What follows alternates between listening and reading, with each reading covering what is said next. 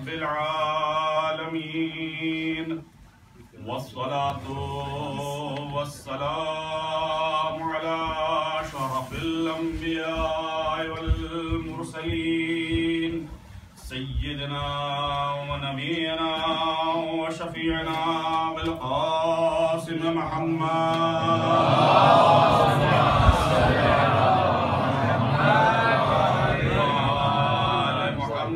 الطيبين الطاهرين الغر الميامين المعصومين واللعنة الله على أعدائهم أجمعين من يومنا هذا إلى يوم الدين.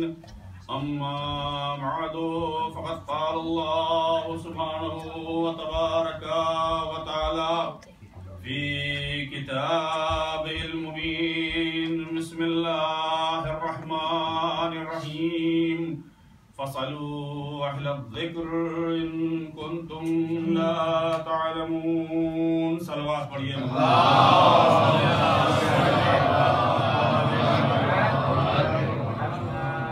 جس نیت اور جس ارادے اور جس محبت سے اس مجلس کا انعقاد کیا گیا ہے، پروردگار عالم سے دعا ہے کہ بحق محمد و آل محمد اس کو قبول فرمائے، اور آپ تمام حضرات کی تشریف آوری اور رحمت کو پروردگار عالم قبول فرمائے.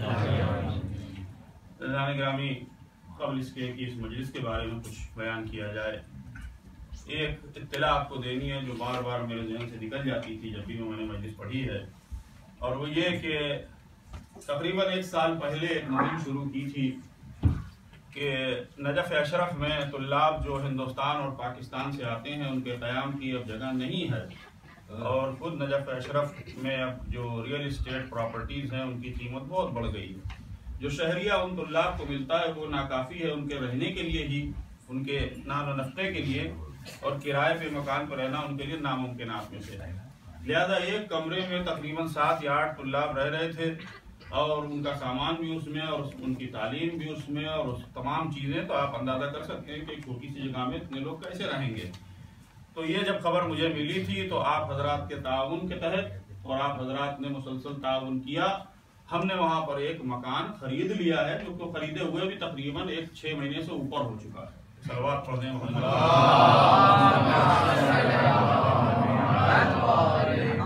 $50,000 کا یہ مکان ملا، اور آپ تمام حضرات کے تعاون سے ملا ہے. میرے اپنے تعاون کی وجہ سے نہیں ہوا ہے، لیکن بہرحال کسی نہ کسی کو یہ کوشش کرنی تھی اور یہ ہو گئی، اور الحمدللہ کامیاب ہے.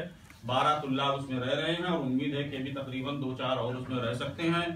اس میں ایک تقریباً شاید اتنا ہی بڑا ایک ہال ہے کہ جس میں درس و تدریس کا بھی کام ہوتا ہے، اور اس کے علاوہ نماز جماعت ہوتی ہے. اور جن حضرات نے اس میں تعاون کیا ہے ان سب کے مرحومین کے لیے کار خیر وہاں سے مسلسل ہوتا ہے، یعنی ان کے لیے فاتحہ ہوتا ہے اور ان کے لیے مجالس ہوتی ہیں. اور ابھی اس سال پہلا عشرہ اس مکان میں منعقد ہو گیا ہے.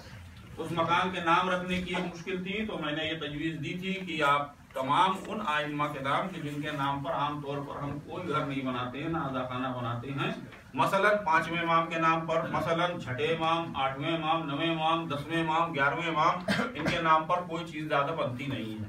یہاں پر بھی ہم جو ادارے بناتے ہیں وہ ان ناموں میں نہیں بناتے، ان ائمہ کے نام کے. تو ہم نے کہا تھا کہ آپ ان سب کے نام کی ایک پرچی رکھیے، اور حرم امیر المومنین میں تشریف لے جائیے، اور 2 رکعت نماز پڑھنے کے بعد وہیں پر کسی بچے سے یا کسی بزرگ سید سے ایک پرچی نکلوا لیجیے، اور جو نام نکلے وہی نام اس ادارے کا رکھ دیجیے. لہذا امام ہادی علیہ الصلوۃ والسلام امام ہادی کے نام سے ہے. اور ہماری ابھی کوشش اس میں ختم نہیں ہوئی ہے، ابھی بہت سے کام باقی ہیں جو انشاءاللہ ہم کریں گے. تو زیر ممبر اگر کسی صاحب کو اس کے بارے میں کوئی معلومات حاصل کرنی تو میں اس کے لیے حاضر ہوں. مجلس میں وقت نہیں ہے کہ اس کی تفاصیل اتنی بیان کی جائے، لیکن میں آپ سب کا بے انتہا مشکور ہوں جنہوں نے علم کے لیے ایک چراغ بھی روشن کیا ہے. پروردگار ان کی نسلوں کو کبھی بے علم نہیں رکھے، اور ہم یہ دعا کرتے ہیں کہ امام ہادی کے صدقے میں تمام مومنین کے تمام مشکلات کو اور تمام حاجات کو مکمل کر دیں. صلوات پڑھتے ہیں.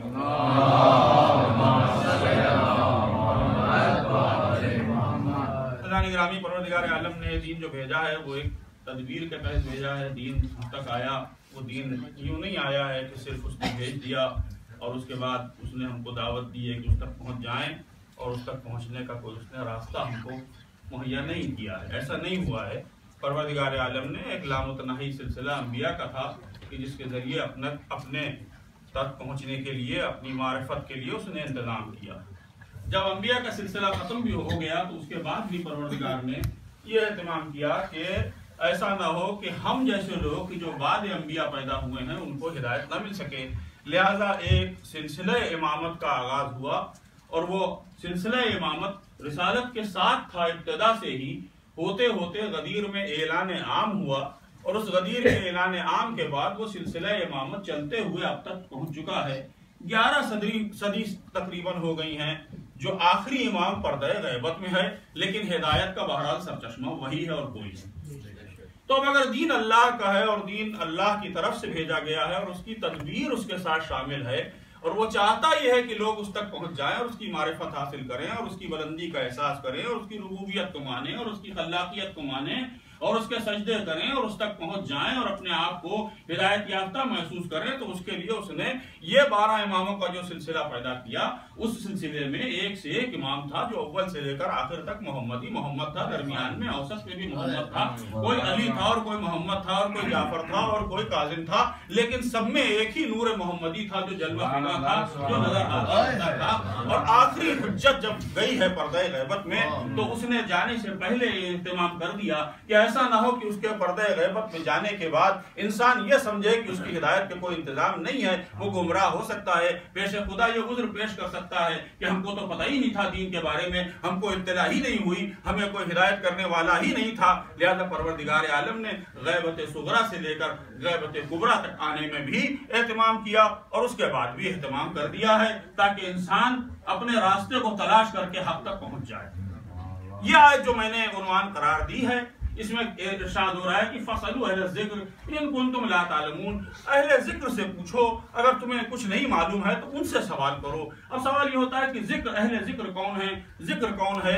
ذکر کے بارے میں مفسرین بھی لکھتے ہیں اور ائمہ بھی کہتے ہیں کہ پیغمبر کا ایک نام ذکر بھی ہے، تو پیغمبر اگر ذکر ہیں تو اہل ذکر آل رسول ہوئے، آل محمد ہوئے کہ جن سے تم ہدایت حاصل کر سکتے ہو۔ اور اس کے بعد دوسرے معنی ہیں وہ قرآن ہے۔ قرآن کو کہا گیا ہے اِنَّا نَحْنُ نَزَّلْنَا الذِّكْرَ وَإِنَّا لَهُ لَحَافِظُونَ، ہم نے ہی اس ذکر کو نازل کیا ہے اور ہم ہی اس ذکر کے محافظ ہیں۔ تو وہ جو ذکر کے جاننے والے ہوئے وہی اہل ذکر ہوئے، جو اہل ذکر ہوئے ان سے رجوع کرنا چاہیے، ان سے ہدایت حاصل کرنی چاہیے۔ اس تمہید تک تو آپ ہمارے ساتھ چلے آئے۔ اب سوال یہ ہوتا ہے کہ اگر اہل ذکر پردہ غیبت میں چلے جائیں تو ہدایت کہاں سے ملے گی؟ ہم کو کیسے پتا چلے گا کہ ہم حق پر ہیں کہ باطل پر ہیں؟ ہم کو یہ کیسے اطلاع ہوگی کہ جو عمل ہم کر رہے ہیں وہ درست ہے یا نہیں ہے، حرام ہے یا حلال ہے، مباح ہے یا قابل قبول ہے، کیسا عمل ہے، اس کے بارے میں تعین کیسے ہوگا؟ تو اس لیے چھٹے امام کے دور میں جب یہ موقع آیا، حضرت امام جعفر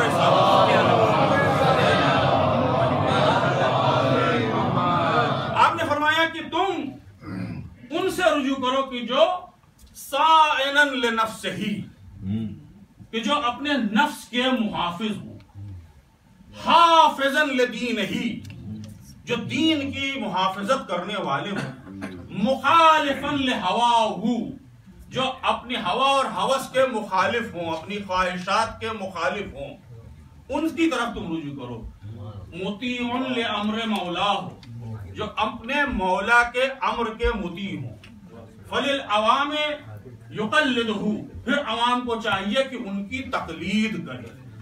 اس کے معنی کیا ہوئے کہ چھٹے امام کا بھی دور ہے، ابھی 12ویں کا دور نہیں آیا ہے۔ چھٹے امام کے دور میں اگر تم ان میں سے کچھ لوگوں کو پاؤ ایسا کہ جن میں یہ صفات پائی جاتی ہوں کہ جو اپنے نفس کی مخالفت کرتے ہوں، دین کی حفاظت کرتے ہوں، ہوا اور ہوس کے شکار نہ ہوں، اور اس کے بعد پھر ان کے اندر یہ خوبی ہو کہ وہ مطیع امر مولا ہوں، تو ایسے لوگوں کی تقلید چھٹے امام کہہ رہے ہیں کہ تم کو کرنی چاہیے۔ صلوات پڑھ دیں محمد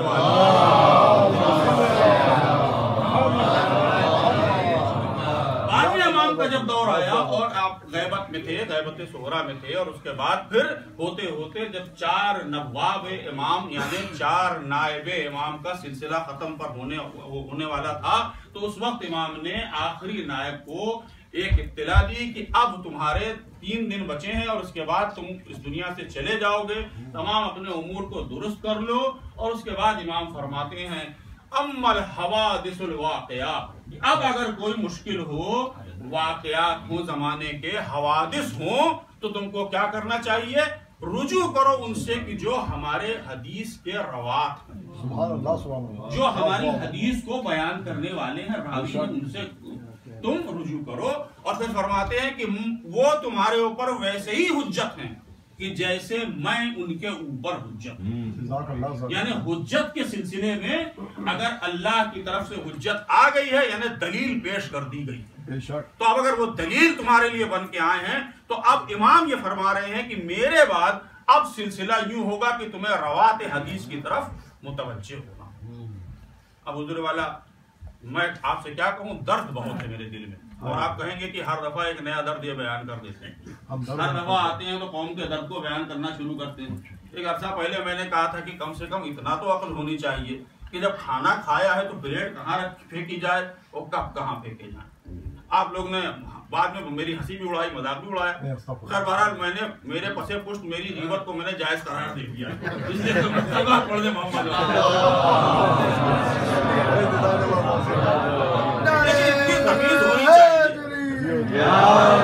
یعنی اتنی تمیز ہونی چاہیے. یہ آپ کے خاندان، آپ کی وجاہت، آپ کی عظمت، آپ کے وقار کا ہی اظہار کرتا ہے کہ کھانا کھایا اور پارکنگ لاٹ میں گاڑی کے اوپر پلیٹ چمچے سب چھوڑ کر چلے گئے. خدا ذرا خوف کیجئے، سوچئے آپ کیا ہیں، کس کو مانتے ہیں، کس مجلس میں آپ آئے ہیں، کون سا کام کرنے آپ آئے تھے. یہ تمیز ہے آپ کی. جہاں چاہا جیسے چاہا گندگی کر دی. نہیں، استغفر اللہ. النظافت من الایمان، نظافت کا تعلق تو ایمان سے ہے. جب آپ ظاہری صفائی رکھیں گے تو دل بھی ایمان سے صاف رہے گا. کیوں نہیں کرتے؟ نہیں، اب کہیں تو کہتے ہیں کہ ہر بار ایک نئی مشکل لا کے کھڑی کر دیتے ہیں. لیکن کیا کہا جائے، میں ہوں ایسا، کیا کروں. میں نہیں دیکھ سکتا اس بات کو کہ پھر ادارے والے جو ہیں بیچارے بین بین کر کے ایک ایک کپ کے پیس کو اٹھائیں اور پھینکیں آپ کی وجہ سے. نہیں ہونا چاہیے یہ کام. اتنے سمجھدار آپ کو ہونا چاہیے. اپنے بچوں کو تمیز سکھائیں، اپنے آپ تمیز سیکھیں. اگر نہیں ہے کہ کم سے کم کھانا لیں تو اتنا لیں کہ جو کھا پائیں. پورا ہڑپ کے کھا جانے کی ضرورت نہیں ہے. آپ کے پیچھے 4 لوگ کھڑے ہیں، وہ بھی بھوکے ہیں ویسے ہی. میں نے رمضان المبارک میں دیکھا، رمضان میں ہم کھانا کھانے کے لیے ہم لائن میں لگے ہیں. اچھا اتفاق یہ ہے کہ جب جس کو آخرت چاہیے ہوتی ہے اس کو دنیا نہیں ملتی. ہم نماز پڑھ رہے ہیں عشاء کی، اور اس کے بعد کی نماز پڑھ کے جب تک واپس آئے ہیں معلوم ہوا کہ حملہ اولا ہو چکا. صلوات پڑھ دیں محمد. اب جو بچا کچا کھانا ہے وہ ہمیں ملنے والا ہے، وہی ہمارا افطار ہے، وہی ہمارا کھانا. ہمارے پیچھے بھی 6 لوگ کھڑے ہیں جو صاحب لے رہے ہیں. ان کو یہ تمیز ہونی چاہیے کہ اب چونکہ یہ چیز ختم ہو رہی، جو بھی ہے کھانے کی چیز، یہ 8 میں اگر تقسیم ہو جائے گی تو کوئی برائی نہیں ہوگی. ارے بھائی گھر جا کے کھا لینا پیٹ بھر کے. لیکن وہ اپنی پلیٹ بھر کے آرام سے اطمینان سے لے لیتے ہیں اور پورا سجاتے ہیں کھڑے ہو کے. ارے کھڑا ہوا ہے وہ روزے دار پیچھے کہ جو 18 گھنٹے کا روزہ رکھ کے تمہارے ساتھ ہی تو کھڑا ہے. خیال کرو، کم سے کم جلدی لے کے آگے بڑھ جاؤ. ایک چیز نہ لو ایک دن تو کیا نقصان ہو جائے. پیٹ تمہارا کیا شکایت کرے گا کہ تم نے کھیر نہیں کھائی؟ نہیں عزیزوں، ہے ہی نہیں یہ تمیز. یہ ہونی چاہیے. ہمیں تقسیم کر کے کھانا چاہیے. مومن وہی ہے جو دوسرے کو بھوکا اور پیاسا نہ دیکھے. یہ کیسی بات ہے کہ مجھے یہ منبر سے کہنا پڑا، لیکن کیا کروں، دل دکھا ہے تو کہہ رہا ہوں. ایک صلوات پڑھ دیں محمد.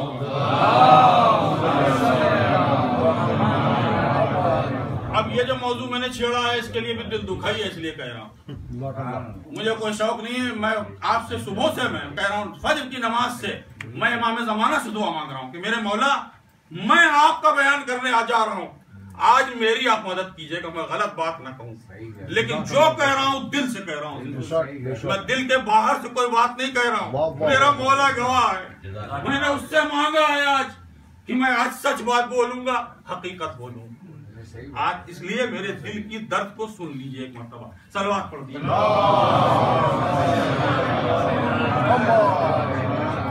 آج ہماری قوم میں ایک انتشار ہے، ظاہراً تو نہیں لگتا ہے، لیکن ہماری کیفیت یہ ہو گئی ہے کہ ہم اب چھوٹی چھوٹی باتوں پر ایک دوسرے سے لڑنے کے لیے تیار. ہمارے یہاں مختلف عقائد آ گئے ہیں کہ جن کی کوئی جگہ نہیں ہے. میں نے جو تمہید بتائی ہے آپ کو، یہ تمہید کی بھی ایک سبب تھا، وجہ تھا، اس وجہ سے آپ کے سامنے میں نے بیان کیا۔ ایک نظریہ پیدا ہو گیا ہے کہ صاحب وہ مہندی ہو یا نہ ہو، ایک نظریہ پیدا ہو گیا ہے کہ زنجیر کا ماتم ہو کہ نہ ہو، ایک نظریہ پیدا ہو گیا ہے کہ شہادت ثالثہ ہونی چاہیے یا نہیں ہونی چاہیے، ایک نظریہ پیدا ہو گیا ہے کہ تقلید کرنی چاہیے کہ نہیں کرنی چاہیے، ایک نظریہ یہ پیدا ہو گیا ہے کہ ہم جو ہے وہ صرف ماتم مجلس کرنے کافی ہے، ایک نظریہ یہ پیدا ہو گیا جن کو ہم لوگ عام اصطلاح میں کہا جاتا ہے شیعہ وہابی، کہ وہ کچھ نہ کرو، مجلس ماتم کچھ نہ کرو، بس اللہ اللہ کرو، نماز پڑھو۔ یہ ہمارے یہاں عقیدوں کی اس کی ضرورت نہیں، کیونکہ یہ گمراہی کا پیش خیمہ ہے۔ حقیقت تو یہ ہے کہ جو امام بتا رہے ہیں وہ مانیے نا، امام کے علاوہ کسی اور کو ماننے کی ضرورت ہی نہیں ہے، آپ کو ماننا اس کو چاہیے۔ اب اسی آیت میں کہا گیا ہے کہ فَاسْأَلُوا أَهْلَ الذِّكْرِ إِن كُنتُمْ لَا تَعْلَمُونَ، اس سے پوچھو کہ جس کے پاس جو اہل ذکر ہے اس سے سوال کرو۔ اس میں نہ صاحب بیاض آتا ہے، نہ قوم کا ٹھیکیدار آتا ہے، نہ کسی ادارے کا صدر آتا ہے، نہ کسی انفلوئنس والا آدمی آتا ہے، کوئی نہیں آتا سوائے اہل ذکر آتے ہیں۔ اب مجھ سے آپ سمجھائیں اور میں آپ کو سمجھاؤں تو یہ بات صحیح نہیں ہے، آپ کو رجوع اس سے کرنا چاہیے جس کو معلوم ہے، جس کے پاس علم ہے وہ بتائے گا۔ اب کہا جاتا ہے صاحب یہ مختلف عقائد ان کی وجہ سے ہماری قوم میں انتشار ہے، کیوں ہے یہ عقائد ابھی کیوں پیدا ہوئے؟ یہ بھی ایک توجہ والی بات ہے کہ 20 برس 25 برس پہلے یہ عقائد ہمارے یہاں تھے ہی نہیں تقریباً۔ کیوں تھا ایسا؟ یہ 20-25 برس میں ہمارے یہاں کچھ قابل لوگ پیدا ہو گئے زیادہ، یا ان کے پاس زیادہ علم آ گیا جو پہلے والوں کے پاس نہیں تھا؟ یہ کون ہے؟ یہ کیوں ہوا؟ اس کے اوپر کبھی توجہ دینی چاہیے۔ آپ بتائیے کہ میں پہلے کسی مجلس میں بھی کہہ چکا ہوں کہ 14 صدی سے جو قوم پرسیکیوشن جس کا مسلسل ہو رہا ہو، چاہے کوئی حکومت رہی ہو، ہم نے کسی پر ظلم نہیں کیا ہے، جہاں جہاں ہماری حکومت ہے وہاں بھی ظلم نہیں ہوا ہے، چاہے 150 برس کی لکھنؤ میں اودھ کی حکومت ہو، چاہے گولکنڈہ کی حیدرآباد میں حکومت رہی ہو، قلی قطب شاہ کی، اور چاہے اس وقت ایران کی حکومت ہو، ظالمین ہمارے یہاں پیدا ہی نہیں ہوتے۔ ہماری تیرت میں ہی نہیں ہے کہ ظالم پیدا ہوگا۔ ہمارے یہاں جو کنورٹ بھی ہو جاتا ہے وہ ظلم چھوڑ دیتا ہے، تو ہمارے یہاں یہ کام تو ہوا نہیں۔ 1400 سال میں ہمارے اوپر مسلسل ظلم کیا گیا کہ دیوار سادات تک بنائی گئی ہے۔ امام حسن کے نسل کے سادات بچے کا واقعہ تاریخ میں ملتا ہے کہ اس حسین بچے کو دیوار میں جب چنا گیا تو چننے والا کاریگر آنسوؤں سے رو رہا تھا، اور بچہ یہ کہہ رہا تھا دیکھ ایک کام کر کہ میری زلفیں کاٹ کے میری ماں تک پہنچا، اس لیے کہ میری ماں کو اطمینان ہو جائے کہ میں زندہ ہوں، حالانکہ مجھے معلوم ہے کہ تم مجھے دیوار میں چن دے۔ ہم نے وہ دور گزارا ہے، اس کے باوجود بھی آج تک ہماری بقا ہے۔ تو سبب کیا ہے بقا کا؟ بچا کیوں؟ دنیا کی کسی قوم کے پیچھے بڑی بڑی طاقتیں لگ جائیں اور اسے ختم کرنا چاہیں تو ختم ہو جائے گی 100 سال میں 200 سال میں، لیکن نہیں ہوئی ختم۔ کیوں نہیں ہوئی؟ وجہ یہ ہے کہ اس کی 2 انسٹیٹیوشن میری نظر میں ہیں کہ جنہوں نے ہم کو محفوظ رکھا ہے۔ ان میں سے ایک انسٹیٹیوشن ہے یہ عزاداری فرش عزا، کہ جس نے ہمیں بچایا بھی ہے اور ہماری بقا کا ضامن بھی ہے اور ہماری سبب خلقت بھی ہے۔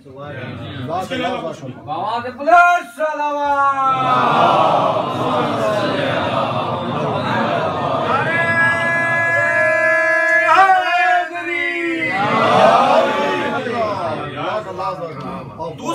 دوسری وجہ جو ہے وہ مرجعیت، وہ علماء کہ جنہوں نے خون سے ہماری تاریخ کو لکھ کر ہمارا تحفظ کیا۔ شہید اول کی کتاب کو شہید دوم نے اپنے خون سے جیل خانے کی دیوار پر اس کی تشریح لکھی تھی، اس کے بعد ان کو موت کی سزا دی گئی۔ شہید ثالث کا واقعہ ہماری نظروں میں ہے، شہید رابع کو ہم جانتے ہیں، اور آپ گنتے چلے جائیے پوری یعنی دنیا شیعت کے علماء کی قربانی کو اگر آپ گن ڈالیے تو ایک بہت بڑا دفتر وہی ہے جس نے کبھی ظالم کے سامنے اپنے گھٹنے نہیں جھکائے، کبھی ظالم کے سامنے وہ سر نہیں جھکایا، اس نے جس نے کبھی اپنے عقیدے کو کمپرومائز نہیں کیا، جس نے ہمیشہ حق بیانی کی، جس کی وجہ سے اس کا قتل عام کیا گیا، علماء کو مارا گیا، ان کی کتابوں کو جلایا گیا، لیکن دین کو بچانے والوں میں یہی 2 طاقتیں اور کوئی نہیں۔ اب ہمارے اوپر اسٹڈی کر لی گئی ہے، یقیناً کی گئی ہوگی کہ یہی وجہ ہے کہ اس وجہ سے بچ رہے ہیں، تو چلو اسی کے خلاف لگ جاؤ۔ تو آج اسی لیے علماء کے خلاف مہم ہمیں پیدا کی گئی، آج اسی لیے عزاداری میں نئی نئی شقیں پیدا کی جا رہی ہیں۔ اچھی خاصی عزاداری ہم کر رہے تھے، کوئی نئی چیز لے کے آتے ہیں اس کے اندر وہ ایک نئی چیز شروع کر دیتے ہیں. بھائی عزاداری کا جو تقدس ہے، عزاداری کا جو احترام ہے، عزاداری جس نے ہم کو دی ہے، عزاداری کو بچانے والا کون ہے، یہ ساری چیزیں طے ہیں. اس میں کوئی نیا انوویشن کی ضرورت نہیں ہے. غم حسین ایسا زندہ غم ہے کہ کبھی یہ ختم ہونے والا نہیں ہے کہ کوئی آپ اس کو روک سکیں یا اس کو آپ سمجھیں کہ آپ بچا رہے ہیں. ایسا کچھ نہیں ہے. نہ میں سمجھ رہا ہوں کہ میں بچا رہا ہوں. میں یہ کہہ رہا ہوں کہ اس کی تقدس کو اور اس کی اہمیت کو آپ اندازہ کیجئے اور اس کو برقرار رکھیے. یہ امانت ہمارے بزرگوں سے ہم کو ملی ہے اور ہماری نئی نسلوں میں جائے گی جب ہم امین بن کر کے ان کے حوالے کر، ورنہ ہم نے اس کو کھو دیا. تو ہماری بقا کا ضامن یہی دو ہیں. آپ دیکھ لیں انہی دونوں پہ حملے ہو رہے ہیں. ہندوستان میں نے سنا ہے کہ وہاں سے یورپ سے پیسہ آ رہا ہے جو اس کے اوپر کام کیا جا رہا ہے. ہماری قوم کے لوگ جنہوں نے عقیدوں کو خراب کیا. اب ذرا سوچئے کہ جب چھٹے امام کہہ رہے ہیں کہ ایسا انسان کہ جو اپنے نفس کا مخالف ہو، دین کا محافظ ہو اور ہوا و ہوس کا شکار نہ ہوتا ہو، مطیع و امر مولا ہو، اس کی تقلید کرنا صحیح ہے تو کی گئی. اب بہانے نکالے جاتے ہیں. کیا بہانے نکالے جاتے ہیں؟ ہم تقلید اس لیے نہیں کریں گے کہ ان میں آپس میں لڑائی ہے. آپ نے دیکھا لڑتے ہوئے ان کو؟ آپ گئے تھے وہاں چل رہے تھے انٹے آپس میں ایک دوسرے سے نہیں. ہم اس لیے نہیں کریں گے ان کے پیچھے نماز نہیں پڑھتے، فلاں کے پیچھے فلاں نماز نہیں پڑھتے. آپ گئے تھے ان کی جماعت کی نماز کو آپ نے خود دیکھا تھا اپنی آنکھوں سے کون کس کے پیچھے نماز پڑھ رہا تھا. ہم اس لیے ان کی تقلید نہیں کریں گے کہ یہ پیسہ کھا جاتے ہیں. تو پیسہ کھانے کا سن لیجئے. 7ویں امام کا دور ہے. امام کا عامل ہے دہقان نام کا. 7ویں امام کی شہادت کے وقت تک اس نے بڑا پیسہ لوگوں سے لے کے جمع کر رکھا، امام تک پہنچاتا تھا. 7ویں امام کی شہادت ہو گئی. 8ویں امام سے اس نے انکار کر دیا، پورا پیسہ کھا گیا. تو یہ 7ویں اور 8ویں امام کے دور کی بات ہے کہ اس وقت کھا رہے تھے لوگ. اس کھا لینے سے انسٹیٹیوشن خراب نہیں ہوتا. سمجھ رہے ہیں نا؟ آپ کا بچہ اسکول جاتا ہے پڑھنے کے لیے، آپ پڑھنے کے لیے بھیج دیتے ہیں. یہاں امریکہ میں کم سے کم 100 اسکول ہوں گے جن میں گولیاں چلی ہیں. قتل عام ہوا ہے، 200 لوگ 20 لوگ مارے گئے، کہیں 15 لوگ مارے گئے، کہیں 12 لوگ مارے گئے. روک دیجیے بچوں کو بھیجنا. انسٹیٹیوشن خراب نہیں. آپ اپنے بچوں کو بھیجتے ہیں. ایک واقعے سے پورا انسٹیٹیوشن خراب نہیں ہوتا. یہ نہ سمجھیے کہ پورا انسٹیٹیوشن خراب ہو گیا. آپ جا کے ذرا ان کے پاس بیٹھ کے تو دیکھیے کہ وہ کتنے تقدس والی شخصیت ہیں. مجھے معلوم ہے واقعہ کہ یہاں سے ایک گیا تھا جس نے غلط لکھا تھا اپنی پی ایچ ڈی میں. وہاں جا کر کے آغا سیستانی سے ملاقات کی. اس نے ایک جملہ کہہ دیا آغا سیستانی کے بارے میں، یہی کھانے کے بارے میں. تو آغا سیستانی نے کہا یہ تم اوپر سے دیکھ رہے ہو ابا پہنے ہوں، اگر اتار دوں تو کرتے کی آستین بھی پھٹی ہے اور میری پیٹھ کا بھی کپڑا پھٹا ہوا ہے. جب ہمارا عالم ایسا ہے تو اس پہ شک کی ضرورت ہے. صلوات پڑھ دیجیے محمد.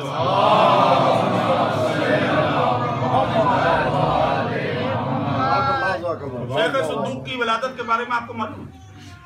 ابن باویہ قمی بہت بڑی جیت شخصیت ہیں، شیعت کی بہت بڑی شخصیت. قم کے علماء میں ان کا ایسا نام ہے کہ جیسا نام شاید ہی کوئی پیدا ہوا ہو. ابن باویہ قمی اپنی چچازاد بہن سے ان کا عقد ہوا، اولاد نہیں. اور ابھی تو غیبت صغرا ہے، غیبت کبرا شروع بھی نہیں ہوئی. ابن باویہ قمی پہنچے کس کے پاس؟ حسین ابن رو، امام کے نائب ہیں، نواب اربعہ میں سے ایک ہیں. کہا کہ مولا کے پاس میرا ایک پیغام پہنچا دیجیے. خط لکھ کے بھیجا کہ مولا میرے کوئی اولاد نہیں ہوئی، مجھے اولاد چاہیے. انہوں نے یہ خط امام زمانہ عجل اللہ تعالیٰ فرج شریف کی خدمت میں، وہاں سے امام فرماتے ہیں کہ یہ جو تم نے عقد کیا ہے اس زوجہ سے تمہارے اولاد نہیں ہو، تم دوسری شادی کرو دیلمی قبیلے کی ایک عورت سے. تمہیں 2 بیٹے ملیں گے، دونوں فقیہ ہوں. چنانچہ امام کے حکم پر انہوں نے دوبارہ عقد کیا ایک دوسری زوجہ سے. 2 بیٹے پیدا ہوئے جن میں ایک بیٹے شیخ صدوق بن کے مشہور ہوئے.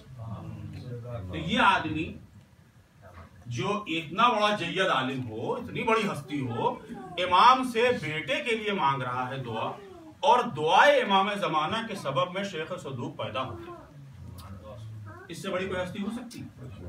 اب میں ان سے کہتا ہوں کہ جو کہتے ہیں کہ شہادت ثالثہ پڑھنی چاہیے، امام کو پلٹ کے کہنا چاہیے تھا کہ بھائی پہلے اپنا تشہد تو ٹھیک کر لو، تم تو اولاد کے بارے میں پریشان ہوئے جا رہے ہو. تمہاری تو نماز ہی درست نہیں ہے، تم اولاد کی کیا بات کر رہے ہو؟ ایک واقعہ ہے ہمارے دور کے 150 سال پہلے شیخ مرتضی انصاری کا واقعہ ہے۔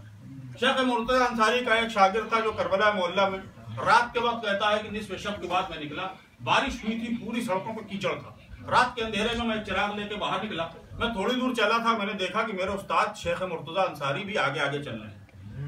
کیچڑ ہونے کی وجہ سے، رات کا وقت ہونے کی وجہ سے، اندھیرا ہونے کی وجہ سے میں نے سوچا کہ میں ان کا تحفظ کروں، ایسا نہ ہو کہ ان پر کوئی حملہ کر دے۔ میں ان کے پیچھے چلتا ایک گھر کے جا کے وہ رکے، میں باہر کھڑا، میں ان کو دور سے دیکھتا رہا۔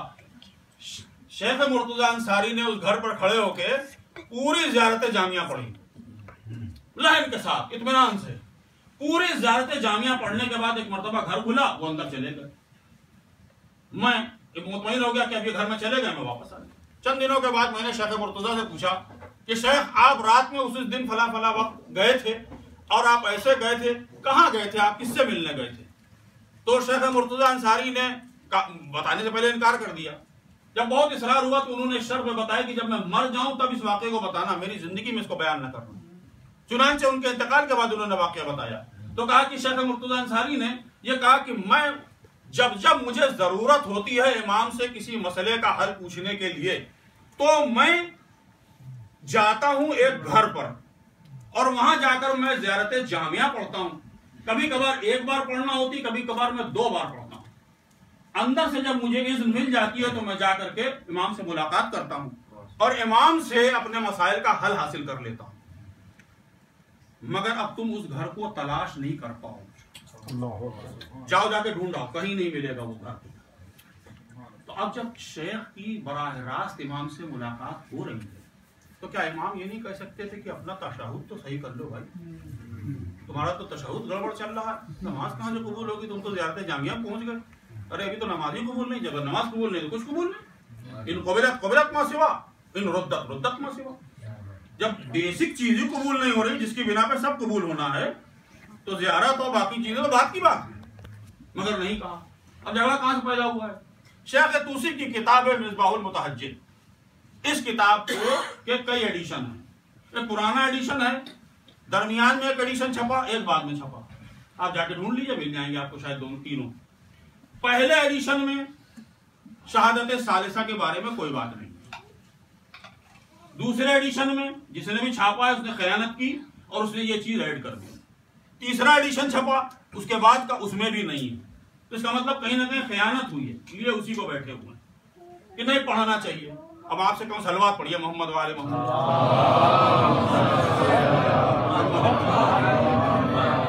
ایک بار پھر پڑھیے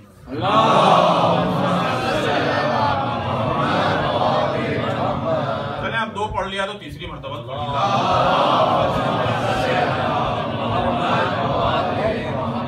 دیکھیے نماز کی قبولیت صلوات ہے نا، میں پڑھ بھی چکا ہوں اس پہ پوری مجلس، اگر صلوات نہ پڑھی جائے تو نماز قبول نہیں ہوگی، اور صلوات یہی ہے جو آپ نے بھی پڑھی 3 مرتبہ۔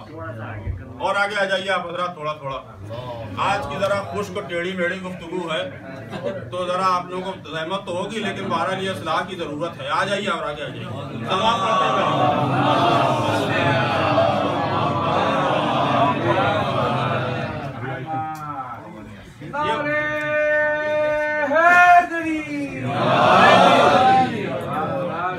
گرامی 3 مرتبہ آپ نے صلوات پڑھی۔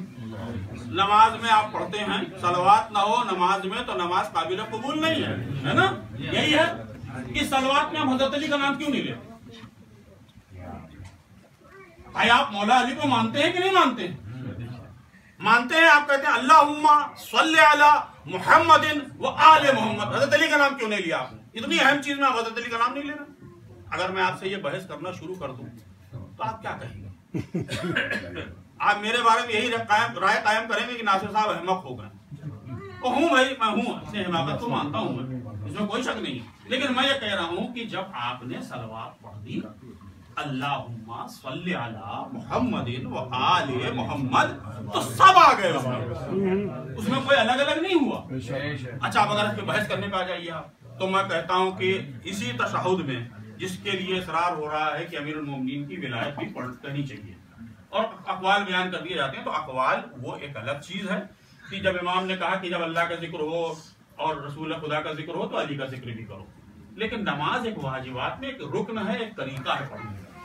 250 سال تک ہمارا، کم سے کم 250 سال ہمارا معصومین سے سابقہ رہا ہے، درس لیا ہے ہم نے، ہے نا. 260 میں غیبت کبریٰ ہوئی ہے، 260 میں غیبت صغریٰ شروع ہوئی ہے براہ راست. اگر آپ دیکھیں تو ہجرت کی پہلے سال سے لے کے 260 سال تو یہی ہو گئے. 13 برس اس کے پہلے ہے مکے کا، ہم رہے ساتھ میں، کوئی نہ کوئی ہمارا تو تھا ہی، اسی نے بیان کیا. تو 250 سال میں اگر ہم نماز نہ سیکھ پائے تو پھر سنیوں کو کیوں کہتے ہیں کہ یہ ان کو معلوم ہے نہیں کہ ہاتھ باندھنا ہے کہ نہیں باندھنا؟ کہ کبھی ادھر دیکھتے ہیں کبھی ادھر دیکھتے ہیں. یہ ساری باتیں ہم ان کے اوپر الزام لگاتے ہیں. تو احمق تو ہم نکلے کہ 250 سال میں نماز پڑھنا نہ سیکھ پائے. آج 14 صدی کے بعد ساؤتھ پنجاب والے سیکھ گئے. ایک صلوات پڑھ دیے محمد والے.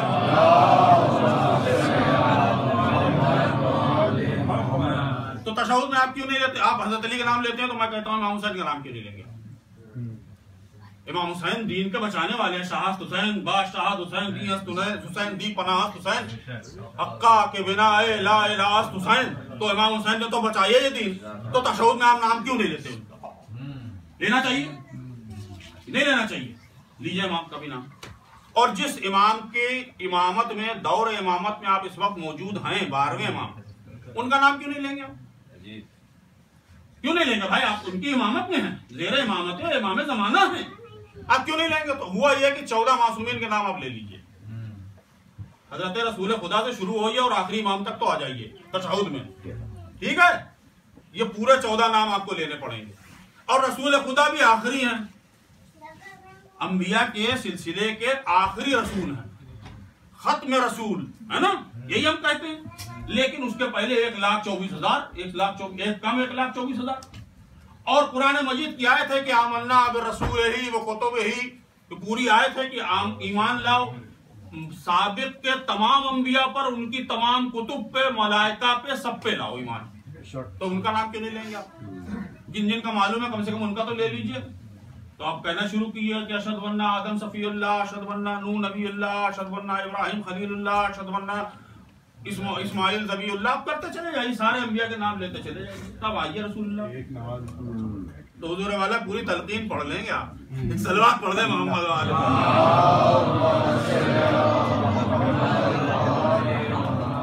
تو اگر 250 برس میں بھی ہم نماز نہ سیکھ پائے تو اب تک کی جتنی نمازیں پڑھی گئی ہیں غیبت سے اب تک، اور غیبت کے پہلے بھی پتہ نہیں کیا پڑھ رہے تھے، معلوم تھوڑی ہے. یہ تو ایک صرف روایت کے اوپر پریشان ہو رہے ہیں، تو باقی جو روایتیں اس کے فیور میں، اس کی بات ہی نہیں کر رہے ہیں. اگر یہی دین ہے تو بھائی دین کی محافظت تو اللہ نہ کر پایا. 14 صدی کے بعد ہوش آیا قوم کو کہ ہمیں تو یہ پڑھنا چاہیے تھا. اب میں آپ سے ایک سوال کرتا ہوں، کسی صاحب نے مثال دی ہے، بڑی اچھی مثال ہے، ایک صلوات پڑھیے تو میں بیان کروں.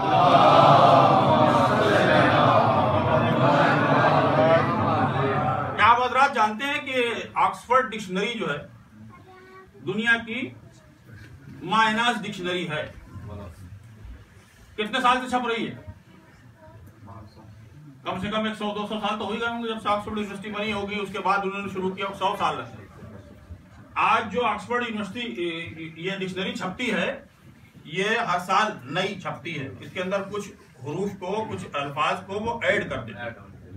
یہ جو آپ کہتے ہیں نا کول گائے اور یہ سب چیزیں جو یہاں جو اصطلاح میں آ جاتے ہیں لفظ، وہ بھی اس میں ڈال دیتے ہیں. تو مان لیے کہ انہوں نے آج ایک چھاپی ڈکشنری.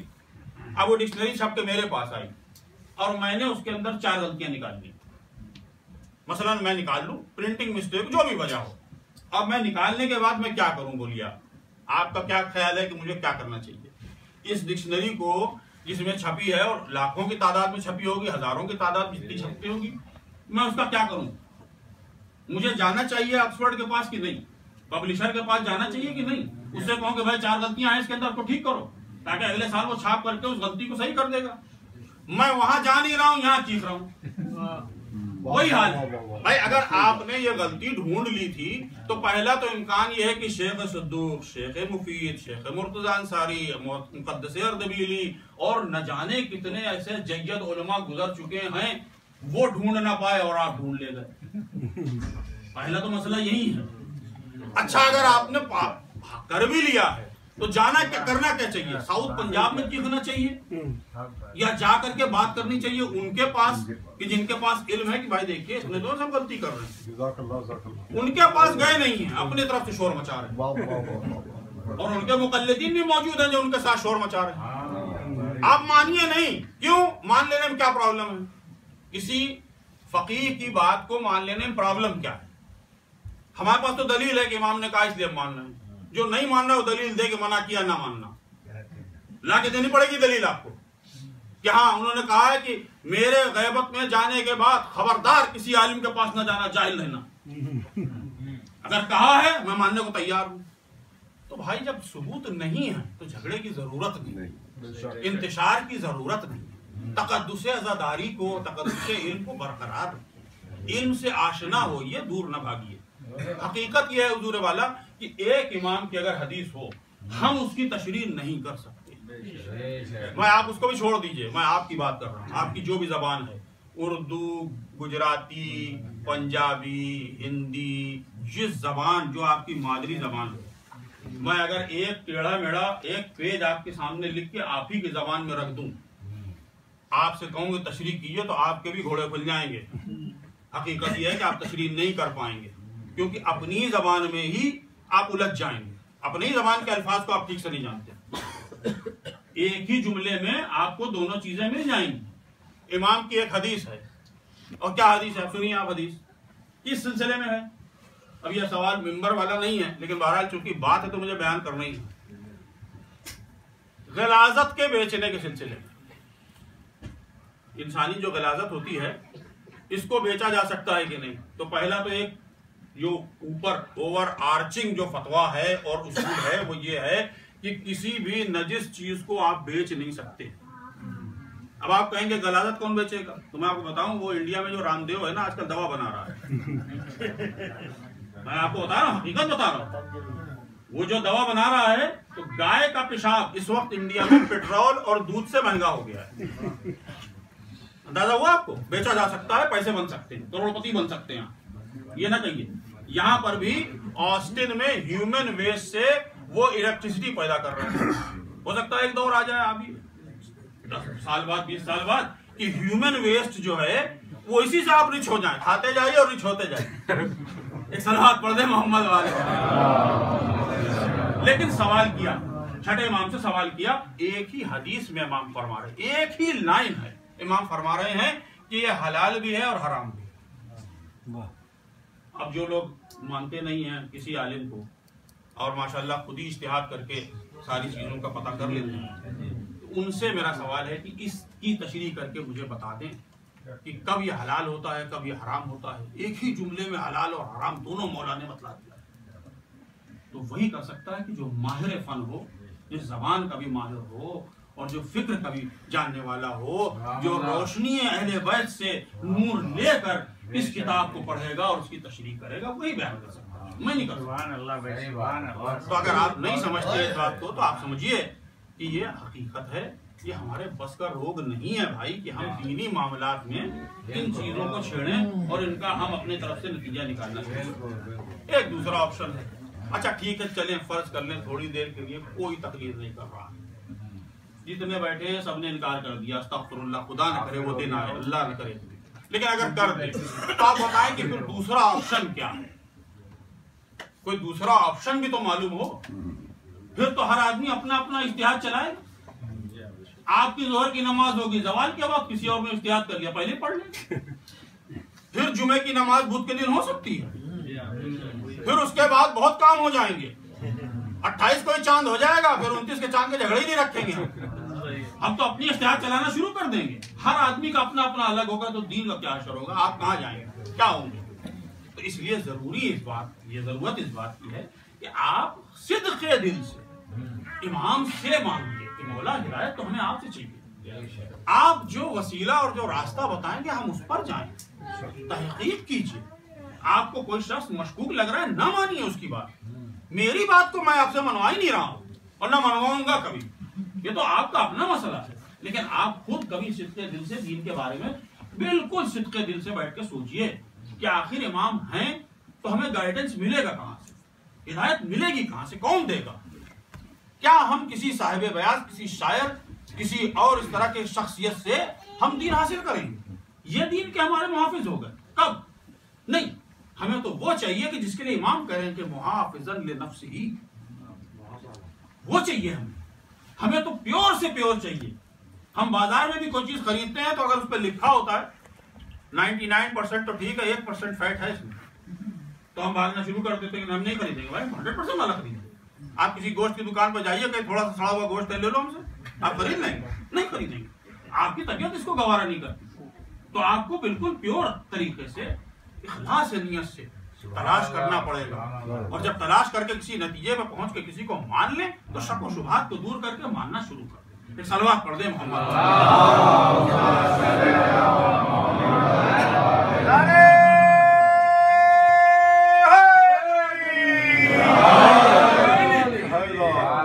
ہمارے بس کی بات نہیں ہے تشریح کرنا, ہم نہیں جانتے ہیں. ایک حدیث کے لیے 10 سال تک کا اجتہاد ہوتا ہے, تب جا کے طے ہوتی ہے کہ یہ حدیث معصوم کی ہے اور اس کے معنی کی ہے. ہم سمجھ لیتے ہیں بہت آسان. یہ جو کہا جاتا ہے نا کہ اجتہاد حاصل کرنے میں 50-60 سال لگ جاتے ہیں, یہی ابتدائی چیزیں تو ہر آدمی سیکھ جاتا ہے کہ اردو بولنا, عربی بولنا, فارسی بولنا, متن کو پڑھنا, یہ سب چیزیں سب کو معلوم ہے. صرف و نحو کس کی مشکل ہے بھائی؟ لیکن صرف و نحو کے آگے جا کر جب یہ مطالب کے اوپر پہنچتے ہیں کہ جو حقیقی مطالب ہیں ان تک رسائی کرنا کوئی آسان کام نہیں حضور والا. یہ بھی وہ ہیں کہ جو در امیر المومنین سے جب بھیک مانگتے ہیں تب ملتی ہے. نہ یہ علم کہاں سے ملتا ہے؟ نا یاد نہیں, اللہ نے ایسے نہیں دے دیا ہے. دنیا کے معمولی علم کو حاصل کرنے کے لیے انسان رگڑتے رگڑتے اگر پی ایچ ڈی کرتا ہے تو اس میں 20 سال لگا دیتا ہے. یہ دنیاوی علم ہے, اس کی بھی ایک شق میں, کسی ایک حصے میں, کسی ایک جگہ پہ جا کے ریسرچ کر لی, چاہے جائے کہ پورے دین کے تمام مسائل کے اوپر ریسرچ کر کے کسی منزل پہ پہنچنا. حضور والے بڑی بڑی عقل کی ضرورت ہوتی ہے, بڑی تکالیف اٹھانی پڑتی ہے. نجف کے 2 طلاب کا واقعہ ملتا ہے کہ دونوں کے پاس کھانے کو نہیں تھا, اور کھانے کی جب کیفیت نہیں تھی تو اس میں بھی پڑ رہے تھے. کیا ہوتا تھا؟ باہر جو لوگ تربوز کھا کے پھینکتے تھے, اس تربوز کا لال حصہ تو سب کھا لیتے تھے, چھلکا اور اس کے ساتھ جو سفید حصہ, ہرا حصہ ہوتا ہے وہ پھینک دیتے تھے. یہ اس کو دھو کے کھاتے تھے اور تب تعلیم حاصل کرتے تھے. تو ایسے اگر تقوی والے لوگ ہیں تو پھر یہ واقعی انہوں نے کام سچ کیا ہے, حقیقت میں کیا. مقدس اردبیلی جب امام کے روزے میں داخل ہوتے ہیں, دیکھنے والا دیکھ رہا ہے کہ اپنے آپ تالے کھل جاتے ہیں. داخل ہو کر کے امام کے روزے میں پہنچتے ہیں, وہ سن رہا ہے باتیں, اس کو لگ رہا ہے کہ جیسے مقدس اردبیلی کسی سے گفتگو کر رہے ہیں. تھوڑی دیر بعد مقدس اردبیلی نکلے, دروازے بند ہو گئے, وہ چلے. کہاں چلے؟ مسجد سہلا. رات کا وقت ہے, مسجد سہلا پہنچے. یہ پیچھے پیچھے جا رہا ہے. مسجد سہلا میں پہنچے, وہاں جا کر اس نے دیکھا کہ مقدس اردبیلی نے کسی سے گفتگو کی, جیسے لگ رہا 2 لوگ باتیں کر رہے ہیں. وہاں سے جب پلٹ کے واپس آ رہے تھے تب اس نے کہا کہ آقا میں تو آپ کو تب سے تعاقب کر رہا ہوں, کہاں تھے, کیا کر رہے تھے؟ کہا کہ تم کسی سے بتانا نہیں اس بات. بڑی قسمیں لی ہیں, اس کے بعد بتایا کہ میں گیا تھا, میرا ایک مسئلہ تھا امیر المومنین سے سوال کرنے کے. جب میں روزہ امیر المومنین میں داخل ہوا ہوں تو سرکار نے مجھ سے فرمایا, امیر المومنین نے, کہ مقدس تمہارے وقت جب امام موجود ہے تو ہم سے کیوں پوچھنے آئے, جاؤ اپنے امام سے جا کے سوال پوچھو. تو میں وہاں سے نکلا, مسجد سہلا میں گیا. مسجد سہلا میں گیا, وہاں امام سے ملاقات ہوئی میری, اور امام نے میرے مسئلے کا حل بتایا. یہ مقدس اردبیلی کون ہے؟ امام امیر المومنین کے روزے کے 2 مینارے ہیں, ان میناروں کے بغل میں 2 دروازے ہیں. ایک دروازے کے اندر آپ جب داخل ہو, چھوٹا دروازہ ہے, یہ مین دروازہ روزے کا نہیں ہے. اس چھوٹے دروازے میں جب داخل ہوں گے تو بائیں ہاتھ پر مقدس اردبیلی ہے, داہنی طرف علامہ ہلی رفع. ان علماء سے ہم نے علم لیا ہے بھائی. یہ کوئی ایسا نہیں کہ اپنی طرف سے من گھڑت کوئی کام ہو رہا ہے, نہیں. حضور والا اس کے تقدس کو, اس کی عظمت کو آپ سمجھیے, تب آپ کو اندازہ ہوگا کہ جب یہ ایسے ہیں تو اہل بیت کیسے ہوں, جب یہ ایسے ہیں تو ائمہ کیسے ہوں, جب یہ ایسے ہیں تو ان کا علم کیا ہوگا. تب ہمیں اندازہ ہوگا, تب ہم پہنچیں گے. آج کی مجھے پڑھنے کی کچھ اور مجلس تھی, بخدا میرا دل نہیں چاہتا ان چیزوں کو پڑھنے کا, کیونکہ ان کے فضائل پڑھ لیے تو میری معراج ہو جاتی, ان کے مصائب پڑھ لیے تو میرا دل خوش ہو جاتا ہے کہ آج میں نے مولا کے لیے پڑھا. یہ میرا دل نہیں تھا پڑھنے، بڑے سخت دل سے میں پڑھ رہا ہوں، لیکن مجبوری ہے، کیا کروں. اگر نہ پڑھوں تو ہماری قوم کا عجب حال ہے. چھوٹی سی بھی بات کہی جاتی ہے تو ان کو پسند نہیں آتی. چاہے جائے کہ اتنی بڑی بات کہنے کے لیے مجھ جیسا آدمی ہو، لیکن میں نے کوشش یہ کی کہ دلائل سے آپ کے سامنے یہ ثابت کرنے کی کوشش کروں کہ وہی حقیقت ہے کہ جہاں اہل بیت نے ہم کو چھوڑا ہے اور کچھ اور نہیں. وہی حقیقت ہے، وہی وہ جگہ ہے. آج مجھے مجلس پڑھنی تھی امام سجاد پر. ہاں میں فضائل نہ پڑھ سکا، میرے مولا مجھے معاف کیجیے گا، میرے امام زمانہ مجھے معاف کیجیے گا. آپ کے جد کے مجھے مصائب پڑھنے چاہیے، لیکن ہاں آج میں مصائب پڑھوں گا امام سجاد کی. کس کے؟ کہ جس کی شہادت کے یہ ایام ہیں. عزیزو دنیا میں کتنے عزادار پیدا ہوئے اور کتنے بھوٹے رہے، جہاں ان کو سید الساجدین کہا جاتا ہے، جہاں ان کو زین العابدین کہا جاتا ہے، وہی میں کہتا ہوں کہ زین ہے عزادار کی، زینت ہے عزادار کی. سید سجاد ان کے علاوہ کسی نے نہ ایسی عزاداری کی ہے، نہ ایسا گریا کیا. آج کا وہ دن ہے عزیزو کہ میں کیا کہوں آپ سے. اس امام کی وفات، اس امام کی شہادت کوئی معمولی نہیں، کیونکہ وہ ہے کہ جس چشم دید ہے کربلا کے تمام مذاہب. اور میں کہوں کہ اگر کربلا تک ہی ہوتا تو مان لیتا کہ ہاں مصیبت ختم ہو گئی، لیکن اس کے بعد وہ بازار